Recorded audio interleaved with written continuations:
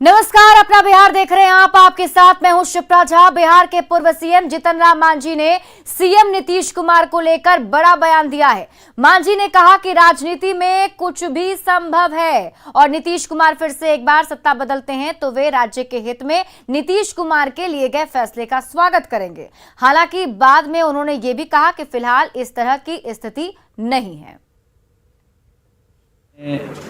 कोई 2 जोड़ 2 4 होता है, वो नहीं होता है। यहाँ 2 जोड़ 2 6 भी हो सकता है और 2 जोड़ 2 2 भी हो सकता है। तो वैसी परिस्थिति में नीतीश कुमार अगर राज्य हित में अभी जैसा चल रहा है, अगर इसमें कहीं कुछ दिक्कत समझते हों तो इधर उधर की बात कर सकते हैं, सत्ता बदलने की बात कर सकते हैं, तो उसका हम स्वागत करेंगे। क्योंकि एक बार और आप लोगों से कहा है कि महामाया बाबू यहाँ बिहार के राजनीति में इसी प्रकार से कई एक बार उन्होंने पाला बदला था। तो लोगों ने पूछा था उनको कि आप इतना पाला बदल रहे हैं, क्या कारण है? तो उन्होंने कहा था कि जनहित में अगर हमको 100 बार अगर पाला बदलना पड़ेगा तो हम 100 बार बदलेंगे। तो उसी प्रकार से नीतीश कुमार यदि सोचेंगे कि पाला बदलने से राज्य को फ़ायदा है और यदि वैसा वो करेंगे तो हम उसका स्वागत करेंगे। हालांकि कि वैसी बात नहीं है, वो तो नकार रहे हैं। मांझी के बयान पर जेडीयू और कांग्रेस ने प्रतिक्रिया दी है। जेडीयू और कांग्रेस नेताओं ने कहा कि महागठबंधन अटूट है। 2 जोड़ 2 2 हुई और हमारी पार्टी के हित में हमारे सर्वमान्य नेता नीतीश कुमार जी ने पहले ही फैसला ले लिया था और हमारा दल महागठबंधन में शामिल हो गया। महागठबंधन में 7 पार्टियां हैं। बड़ी मजबूती के साथ, न्याय के साथ, विकास के एजेंडे पर बिहार की सरकार चल रही है। बिहार प्रगति के पथ पर अग्रसर है। भारतीय जनता पार्टी के साथ जाने का तो सवाल ही पैदा नहीं होता है। इस बाबत तो हमारे नेता ने ही पहले स्पष्ट कर दिया है। अरे भारतीय जनता पार्टी एक ऐसी पार्टी है जो साथ रहकर घटक दलों के पीठ में खंजर भोंकती है। यही कारण है कि देश के स्तर पर कोई भी पार्टी भारतीय जनता पार्टी के साथ रहने को तैयार नहीं। देखिए, मांझी जी ने क्या कहा ये मैंने तो नहीं सुना, लेकिन जिसको जहां जाना है जाए, उसको पूरी आज़ादी है। गठबंधन अटूट है, ये जान लीजिए। नीतीश जी, तेजस्वी यादव जी, कांग्रेस पार्टी, वाम दल, ये अटूट गठबंधन है। बाकी 1-2 जो हमारे सहयोगी हैं वो हमारे साथ हैं। जब तक वो रहेंगे हम उनका पूरा सम्मान करेंगे। उनका मन अगर कहीं डोल रहा है तो भाई अब इसमें हम रोक तो सकते नहीं किसी को। लोकतंत्र में सबको आज़ादी है, लेकिन हम मोल भाव का मौका किसी को नहीं देंगे। हम एक जिम्मेदार सरकार चलाएंगे। कांग्रेस इसके प्रति दृढ़ संकल्पित है। इधर मांझी के बयान के बहाने बीजेपी ने एक बार फिर सीएम नीतीश कुमार पर हमला बोला है। बीजेपी प्रवक्ता अरविंद सिंह ने कहा कि नीतीश कुमार के लिए बीजेपी में कोई जगह ही नहीं है। ये अपना बयान हो सकता है, लेकिन अब माननीय मुख्यमंत्री श्री नीतीश कुमार जी के लिए भाजपा में स्टॉप का बिंदु लग चुका है। अब पुनः भारतीय जनता पार्टी में उनके लिए कोई स्थान नहीं है। जहां तक बात है, वो देख रहे हैं माननीय मुख्यमंत्री जी कि राजद में उप मुख्यमंत्री और मुख्यमंत्री बैठ करके दोनों एक दूसरे को गाली पढ़ने का काम कर रहे हैं। उसको देख करके आदरणीय जीतन राम मांझी जी ने ऐसा बयान दिया होगा। लेकिन भारतीय जनता पार्टी में न भूतो न भविष्यति, अब न कभी ऐसा होगा और न आगे का भी कोई योजना है। इसलिए मुख्यमंत्री जी के लिए सदा के लिए दरवाजा बंद हो गया है। जिस व्यक्ति का बिहार के जनता ही नकार दिया है, उनके लिए भाजपा में कहां सा स्थान होगा। पूर्व केंद्रीय मंत्री आरसीपी सिंह ने बिहार में शराबबंदी को फेल बताया है। नालंदा में उन्होंने कहा कि बिहार में शराबबंदी लागू की गई, लेकिन ये सिर्फ बिजली के खंभों पर दिख रही है, जबकि शराब की तस्करी खुलेआम हो रही है। उन्होंने ये भी कहा कि शराबबंदी के बीच समानांतर अर्थव्यवस्था बन गई है और सरकार राजस्व को हजारों करोड़ का नुकसान हो रहा है और कई लोग ऐसे हैं जो पहले साइकिल से चलते थे और शराब तस्करी की अवैध कमाई से अब बड़ी गाड़ियों में चल रहे हैं। आपने जो शराबबंदी लागू किया है, उसके लिए जो कानून बनाया है, उसका जो दुष्परिणाम सामने आ रहा है, अब 7 साल होने जा रहे हैं, सबको स्पष्ट दिख रहा है। ये शराबबंदी, इनको पटना में कार्यालय में नज़र भले आ जाए और गांव में चले जाइए, सब जगह पोल पर भी लिखा हुआ है मद्यपान निषेध। बिहार में जितने भी बिजली के पोल हैं लगता है वही सब शराबी है। उसमें लिख दिया गया कि मद्यपान निषेध और बिहार में शराबबंदी हो गई। बहुत ही दुर्भाग्यपूर्ण स्थिति है जी। अगर देखिएगा 7 साल से लागू है, प्रत्येक साल 15 से 20 हजार करोड़ का राजस्व का नुकसान हुआ है। अगर 15,000 करोड़ भी प्रतिवर्ष जोड़िए तो 1,05,000 करोड़ है। 7,000 करोड़ 20,000 करोड़ तो 1,40,000 करोड़ का इतना बड़ा राजस्व का नुकसान। अगर ये शराबबंदी लागू हो गया होता तब तो एक बात समझ में आती, लेकिन हुआ क्या है कि बिल्कुल एक पैरेलल समानांतर जो है एक व्यवस्था हो गई। पूरा का पूरा ब्लैक मनी जनरेट हो रहा है और जो गलत पैसा है वो सब गलत लोगों के हाथ में जा रहा है। जिनके पास पहले साइकिल नहीं होती थी अब वो लोग फॉर्च्यूनर पे चलते हैं, उस तरह के लोग। गोपालगंज पुलिस ने चूना लदे ट्रक से भारी मात्रा में शराब को जब्त किया है। पुलिस को ये कामयाबी कुचायकोट थाना के बलथरी चेक पोस्ट के पास वाहन चेकिंग के अभियान के दौरान मिली। बरामद शराब की कीमत 30 लाख रुपए बताई जा रही है। शराब के साथ पुलिस ने हरियाणा के सोनीपत के रहने वाले शराब तस्कर राहुल मंगवाना और रोहतक के रहने वाले अनिल कुमार को गिरफ्तार किया है। हरियाणा से सीतामढ़ी में शराब की सप्लाई की जानी थी। उत्पाद विभाग की, परिवहन विभाग की और कुचायकोट थाना की तरफ से जिला बल के द्वारा लगातार शराब पकड़ो अभियान के तहत वाहन जांच की जाती है। इसी क्रम में आज एक पीओपी चूना लदा हुआ ट्रक 10 चक्का ट्रक शंका के आधार पर चेक किया गया, जिसमें भारी मात्रा में शराब बरामद हुआ है। ये हरियाणा से आ रही थी। इसको जैसा कि जो दोनों चालक पकड़े गए हैं वो बताया कि सीतामढ़ी लेके जाना है। भागलपुर में शराबबंदी की पोल खोलती दिखी, जहां भोलानाथ पुल के पास शराब के नशे में धुत एक व्यक्ति झूमता हुआ दिखा।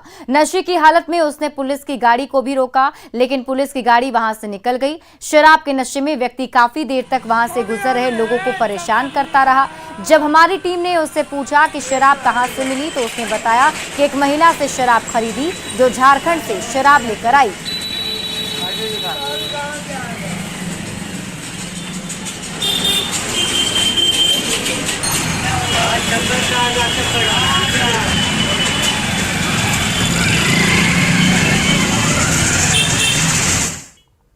बिहार के सबसे बड़े जेल के कैदियों को लेकर एक बड़ा खुलासा हुआ है। कोर्ट से पेशी के बाद जब बेऊर जेल का कैदी वैन जेल पहुंचा तो वहां पर जेल प्रशासन ने बैंक की तलाशी ली। इस दौरान 19 मोबाइल, तार सहित कई आपत्तिजनक सामान बरामद किए गए हैं।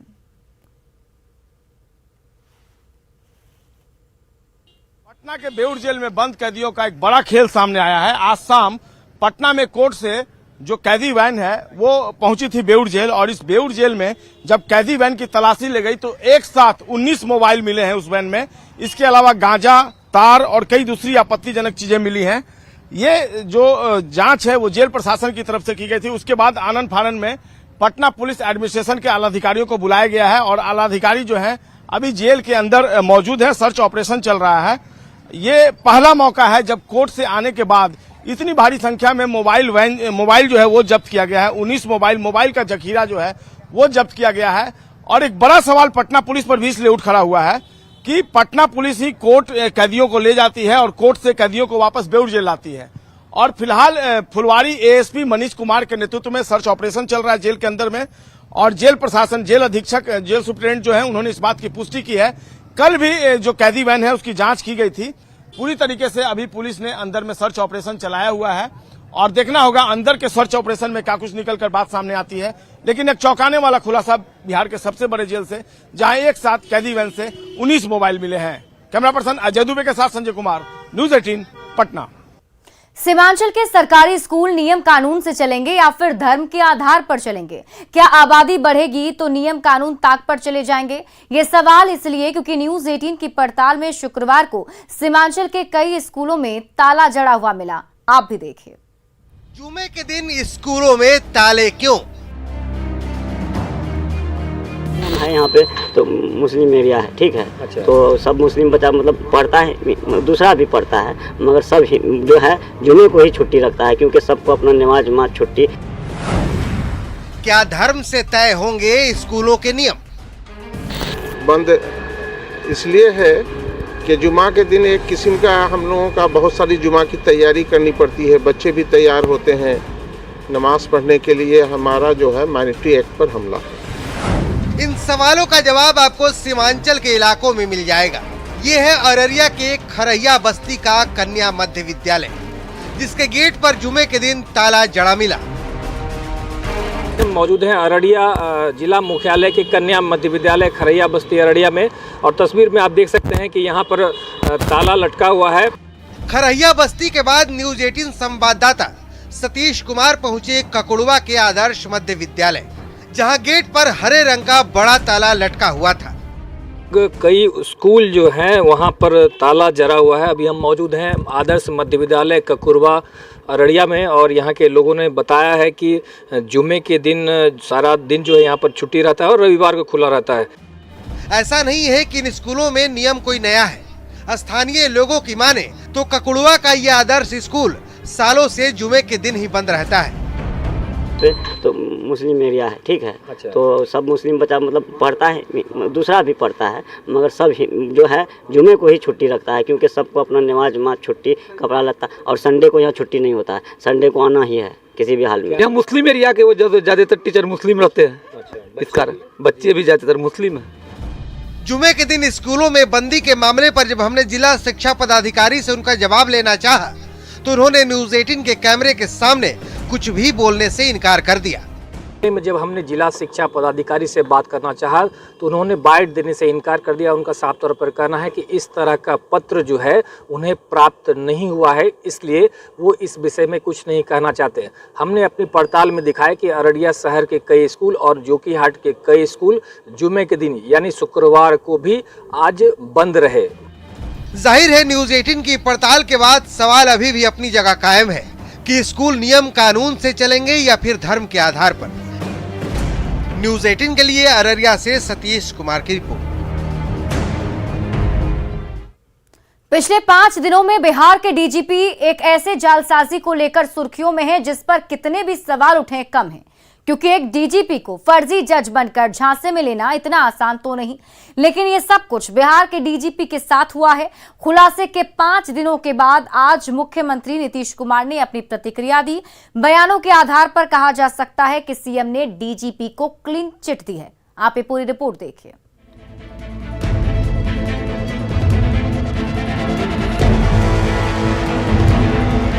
काम सब ठीक करते हैं। अब कभी कोई मान लीजिए कि कोई त्रुटि हो गई, कोई गलती से, और फिर रियलाइजेशन हो गया तो इस पर ज्यादा ध्यान नहीं देना चाहिए। बाकी सारा काम ये लोग बहुत मजबूती से कराते हैं। बाकी लॉ एंड ऑर्डर। जिस तस्वीर ने सरकार से लेकर प्रशासन तक खलबली मचा दी, अभिषेक और आईपीएस आदित्य की जिस जोड़ी ने जज के नाम पर डीजीपी को झांसे में ले लिया, आनन फानन में पूरे मामले की लीपापोती कर दी गई।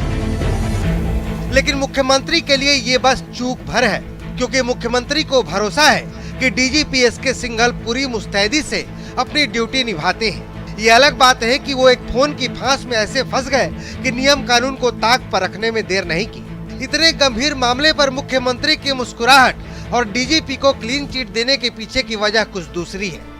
डीजीपी का बेचारे का जो कुछ भी था, उनको ये लग गया था कोई बात, और बाद में जब समूचा जांच हुआ तो पता चला कि ये कोई बोगस आदमी फोन कर रहा है, और पूरा जो जांच किया गया इसलिए कोई बात नहीं। अरे भाई, अब आज कौन महीना है? सुनिए ना डीजीपी, आज महीना कौन है?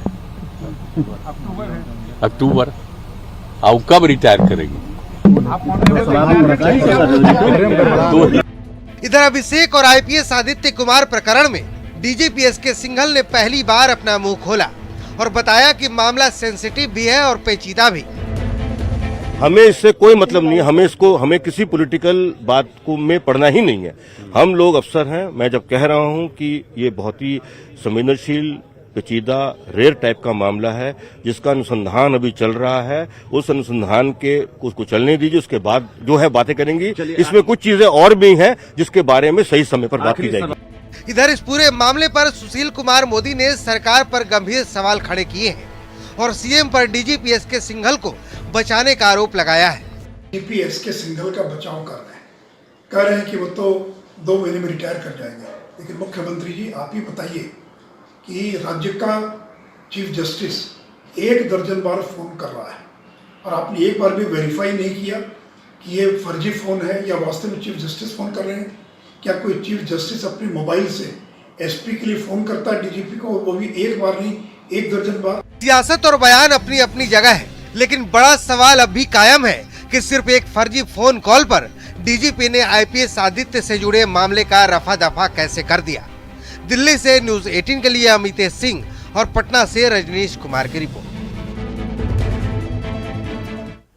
बिहार के प्रथम मुख्यमंत्री डॉक्टर श्री कृष्ण सिंह की जयंती के बहाने मोकामा विधानसभा उपचुनाव में भूमिहार समाज को साधने की जमकर कवायद हुई।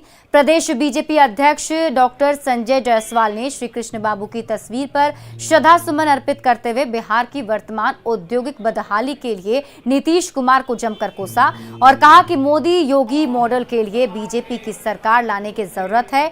इस दौरान भूमिहार समाज से बीजेपी प्रत्याशी के लिए समर्थन की मांग भी की गई। यह इलाका निश्चित तौर पे तरक्की करेगा। हम लोग अपनी सरकार बनाएंगे और अगर नरेंद्र मोदी जी का लगातार ध्यान नहीं रहता तो जितने भी यहाँ पे राष्ट्रीय राजमार्ग बन रहे हैं, 2-2 पुल बन रहे हैं, 2 4 लेन हाईवेज बन रहे हैं, आज बरौनी कारखाना से लेके सब चीज़ें नई तरक्की करेंगे। मोदी जी की देन है। बिहार में भारतीय जनता पार्टी रहेगी तो जिस तरह गुजरात में औद्योगिक विकास हुआ है या आज योगी आदित्यनाथ जी के साथ मिल करके उत्तर प्रदेश जिस तरह से औद्योगिक विकास कर रहा है, बिहार भी वो प्राप्त करेगा। मोतिहारी में एक बड़ा रेल हादसा टल गया। मोतिहारी मुजफ्फरपुर रेलखंड के पीपरा स्टेशन के पास रेलवे ट्रैक पर लोहे का एक गार्डर रखा हुआ मिला। इसी दौरान उसी ट्रैक पर सुपरफास्ट सप्तक्रांति एक्सप्रेस आ गई। ट्रेन इंजन के साथ गार्डर को करीब 200 मीटर तक घसीटते हुए ले गई। बताया जा रहा है कि रेलखंड पर दोहरीकरण का काम चल रहा था। ट्रेन को आता देख ट्रैक पर काम कर रहे मजदूर बड़े से पोल को रेलवे ट्रैक पर फेंक कर भाग गए। ड्राइवर ने अपनी सूझबूझ के कारण इमरजेंसी ब्रेक लगा दिया और ट्रेन को चिंतामनपुर कुंवर हॉल्ट के पास रोक दिया। ड्राइवर की सूझबूझ के कारण बड़ा हादसा टल गया।